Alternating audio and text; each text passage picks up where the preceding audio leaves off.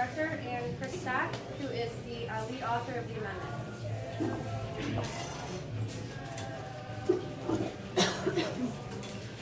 Hi, I'm Chris Stock.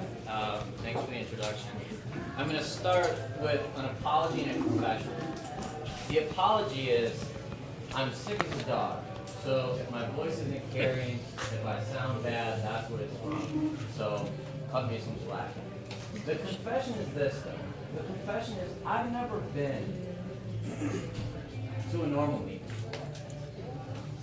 And what I like to do is come early and have a chance to talk to folks, see what folks are thinking about, where people are coming from. Because the second part of my confession is I've actually never smoked pot before. Now don't run me out of here. Don't run me out of here.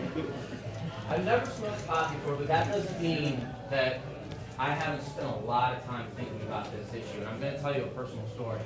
And it's a story that I haven't told folks anywhere but here. Will be my first public one. I have a brother, who smoked pot growing up. You know, it was no big deal. But what happened was he got into the next thing, and the next thing, and you know where the story's going. And the next thing happened to be heroin. And my brother lost his battle with heroin over Thanksgiving. And the funny thing is, I knew when I got the call. I knew. I was just waiting for the call. You know, I came up in the 90s, so the grunge, all my, rock and roll heroes were on heroin, they all died, right? And I just don't see an easy way out once these kids get into heroin. And so I laugh when I hear people say that marijuana is a gateway drug. This is absolutely ludicrous. Marijuana is not a gateway drug. The drug dealers are the gateway to harder drugs. So a year ago, when Ian called me and said, Chris, I want you to think about how do we legalize marijuana in a responsible way, I was a little conflicted.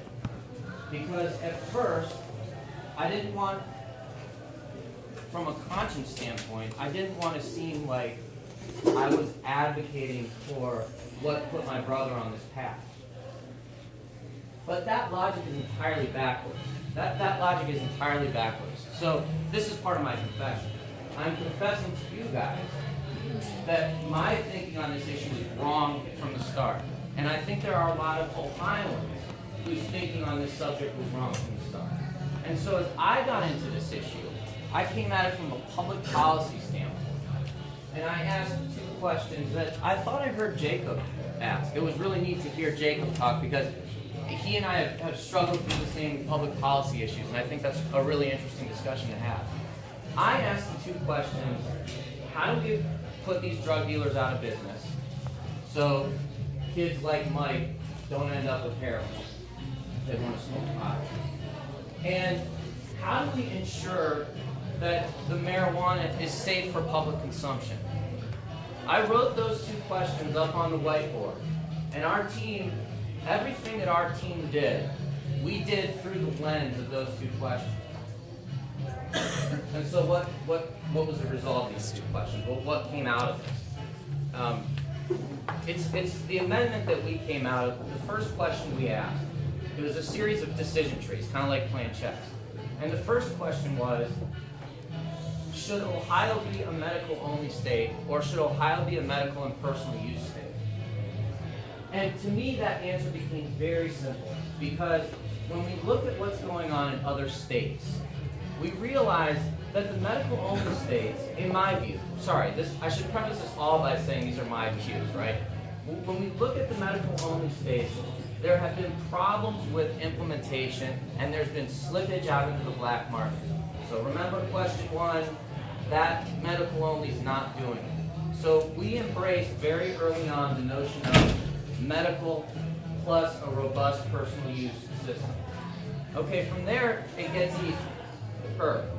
The next question is, okay, do we want heavy regulation or do we want loose regulation? And I think this is probably where all of us will see things differently. But I'm happy to tell you my thoughts on it, and we can have the honest discussion. From our perspective, in answering those two questions, put the drug dealers out of business, make sure that products are safe for consumption, our view was, let's have tight regulation on this. Let's have regulation that approximates what happens at the PUCO, the Public Utilities Commission of Ohio. Language that approximates the Liquor Commission.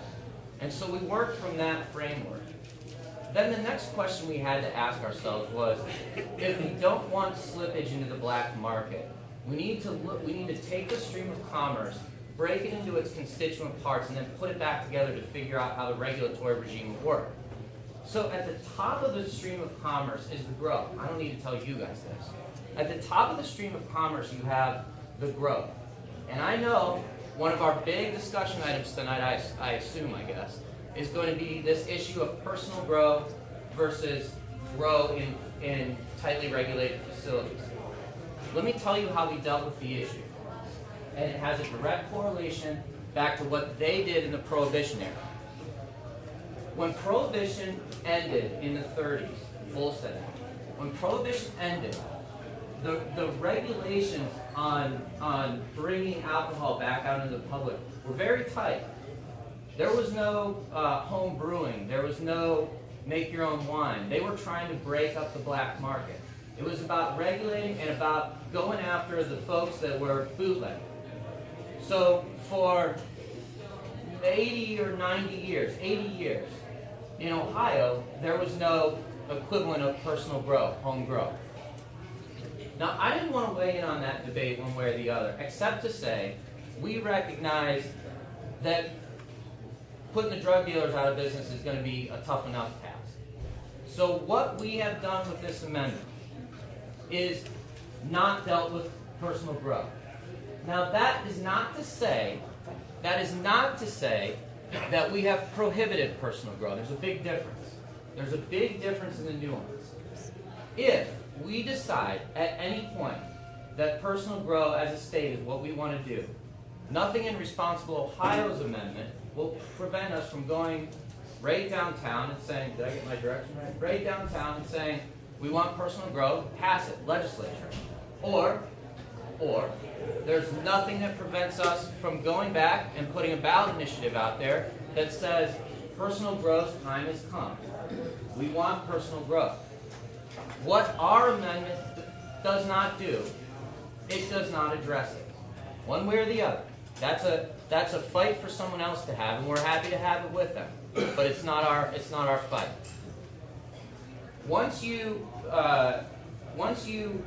buy into the premise that tight regulation must occur at the raw material level, then you ask yourself the question: okay, how should we deal with the supply of the raw materials? There's two different ways. I'm sorry. There's two different ways. You can have relatively few facilities within which to grow the raw materials, or you can have hundreds or many facilities.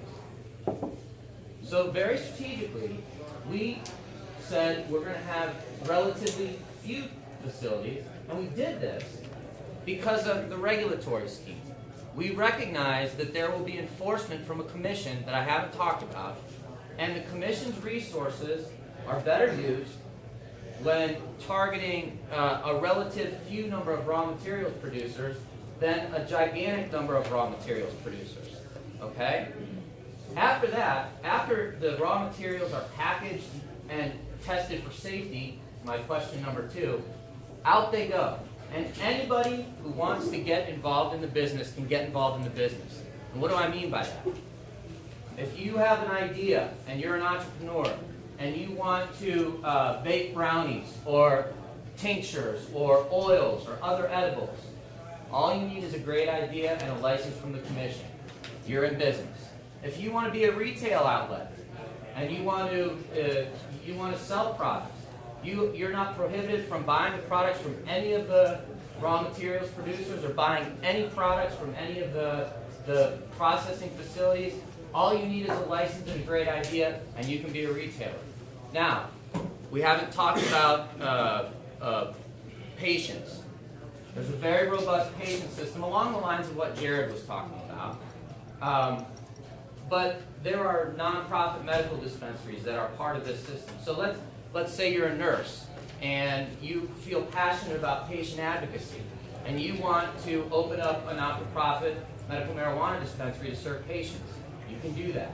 Anywhere up and down this stream of commerce, if you've got a great idea and you've got a license from the commission, you can be part of that. Now, there's a whole bunch of nuance that I could get into, but my time is short, and I think Ian would like to say a few words about the politics.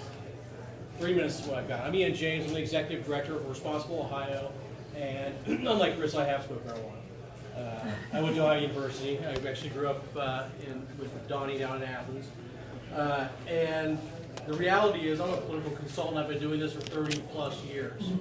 All of what we talked about tonight are great ideas. They're fantastic. Thank everybody for working on advocacy for patients' rights, for legalization, reform marijuana.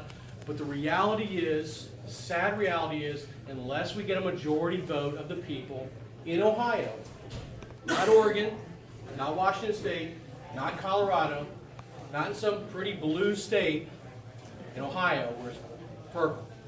Right? It's not a red state. It's not a blue state. Obama's won it twice. K6 won it twice. Where's Bob?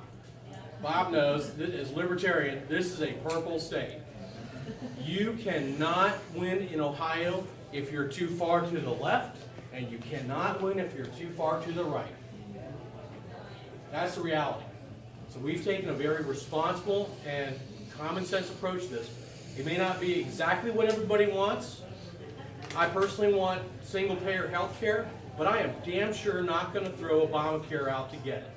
Okay? I'm going to be realistic, and I'm going to say to myself, what do Ohio voters want? What will they support?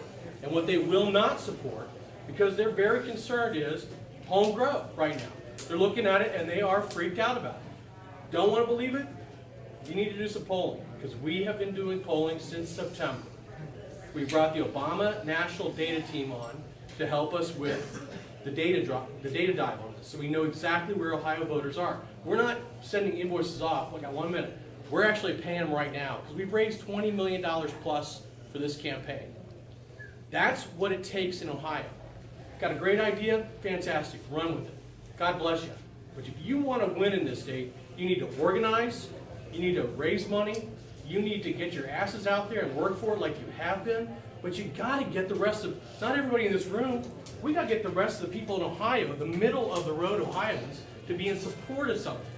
And they're not going to be in support of something too far out there. Middle of the road wins. I'll answer any questions for, I'm sorry. Yeah, we'll do question and answer in a little bit.